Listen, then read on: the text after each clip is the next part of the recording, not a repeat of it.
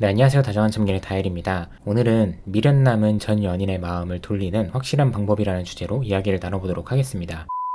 구독자분의 사연을 가지고 이야기를 나눠볼 건데, 이분은 30대 중반의 남자분이시고 3살 어린 여자친구와 2년을 넘게 만나셨어요. 그런데 이분이 초반에 말씀하시기로는 우리가 만난 기간 치고는 행복했었던 기억보다는 안 좋았었던 기억에 대해서 많이 언급을 하시더라고요. 또 두 분은 여러모로 자라온 환경이나 성향 자체가 많이 달랐다고 해요. 사연자분은 집돌이 스타일에다가 전형적으로 공감 능력이 부족하고 눈치와 센스가 부족한 사람이라고 볼 수 있었고, 여자친구는 많은 공감을 바라고 활동적이고 데이트다운 데이트를 원하는 분이었죠. 그런데도 서로가 서로에게 끌리는 감정은 컸고, 확실히 구체적으로 결혼에 대한 이야기도 많이 나눴다고 해요. 그런데 어느 순간부터는 사연자분이 여자친구를 보면서 너무 칭얼대고 까탈스럽고 애처럼 구는 모습을 보면서 질리기 시작했다는 거예요. 사소한 일이지만 여자친구와 함께 운동을 하다가 여자친구의 팔꿈치가 까져서 여자분은 공감을 바라고 위로를 해주기를 바랬는데, 사연자분은 이럴 때도 뭐 그 정도면 별로 안 다쳤네 이런 식으로 무뚝뚝한 태도를 보이기도 하고, 어차피 여자친구가 나와의 결혼을 원한다는 걸 알기 때문에 평소에도 계속해서 이거 고쳐라 저거 고쳐라 지적을 하기도 하고, 또 지적을 받으면서도 순순히 고치려고 하는 여자분의 모습을 보면서 스스로 이러면 안 된다는 걸 알지만 희열에 가까운 감정을 느끼기도 했다고 합니다. 그리고 여기에 더해서 헤어지자는 말도 남발했고요. 근데 어느 날 여느 때처럼 여자친구가 마음에 들지 않아서 또 헤어지자고 이야기를 했는데, 여자분이 이번에는 처음으로 너무 무덤덤하게 받아들이게 됐고, 그 순간 우리 관계가 이렇게 허무하게 끝나게 된 거예요. 그렇게 헤어지고 한 달 정도는 나 혼자만의 시간을 가지면서 쉬고 즐기고 하고 싶은 걸 다 하니까 너무 행복했다는 거예요. 근데 점점 나의 모습이 객관화되기 시작하면서 내가 너무 못나고 한심하고 자만했었다는 걸 느낀 거죠. 그렇게 헤어지고 한 달 후에 후폭풍이 와서 여자분에게 매달렸는데, 여자분은 너무나도 단호한 태도를 보이고 이제는 다른 사람을 만날 거라고 하면서 또 끝이 났어요. 근데 이로부터 약 2달 후에 남자분이 다시 연락을 했었는데, 이 연락을 기점으로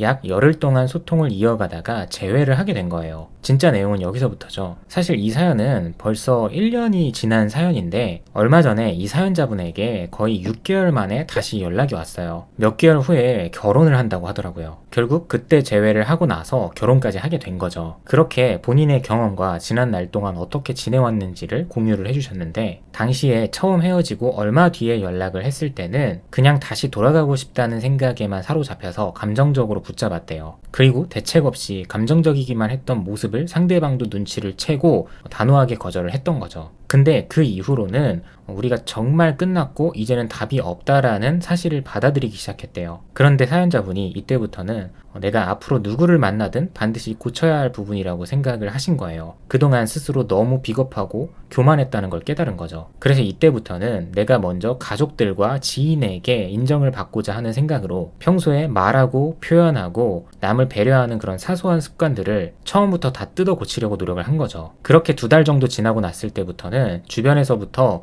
왜 이렇게 많이 달라졌냐, 무슨 좋은 일이 생긴 거냐 라는 말을 많이 듣기 시작했고, 그쯤 되니까 내가 과거에 연애를 할 때 사소한 일부터 큰 일까지 이런 식으로 리액션을 했어야 되는구나 라는 걸 100% 알게 된 거예요. 근데 한 번쯤은 마지막으로 연락을 해보고 싶었대요. 이제 와서는 다시 만나고 싶다거나 과거로 돌아가고 싶은 그런 마음도 아니었고, 정말 이제는 새로운 연애를 시작한다면 실패 없는 연애를 하기 위해서 내가 가지고 있었던 이 미련과 과거에 대한 기억을 정말 깨끗하게 훌훌 털어버리고자 연락을 시도를 하셨어요. 그리고 흔히들 오랜만에 연락을 할 때 하는 패턴처럼 마지막으로 한 번만 통화를 하고 싶다고 연락을 하신 거죠. 그리고 그 통화 속에서 우리의 과거에 대해서, 크고 작은 일에 대해서 언급을 하면서 이제는 내가 좀 사람이 됐다고 어필을 한 거예요. 그리고 이런 이야기를 들으면서 여자분도 정말 당신이 이제는 센스와 눈치가 좀 생긴 것 같다고 인정을 하신 거죠. 근데 사연자분은 이제는 정말 재회를 바라지 않고 과거를 깔끔하게 정리하기 위해 연락을 했다라고 했던 말이 사실인 게, 약 30분 정도 통화를 나누고 막바지에는